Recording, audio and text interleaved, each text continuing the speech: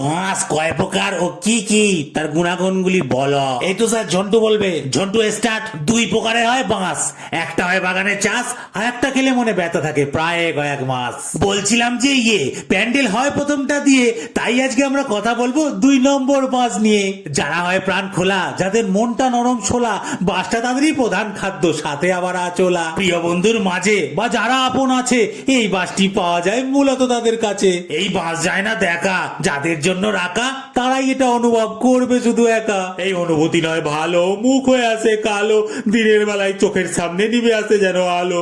ভালো করতে গেলে কারো এই বাঁশটা ছুটে আসে গো আরো, তাই এসব থেকে দূরেই থাকো যদি তুমি পারো। বিভিন্ন বাঁশের ধরন, তার ভিন্ন নামকরণ, তাই কটা বাঁশের দিয়ে দিলাম উদাহরণ। টাকা দিলে পরে ধার তুমি চেয়ে পাবে না আর, তখন টগলা বাঁশের কথা মনে পড়বে বারবার।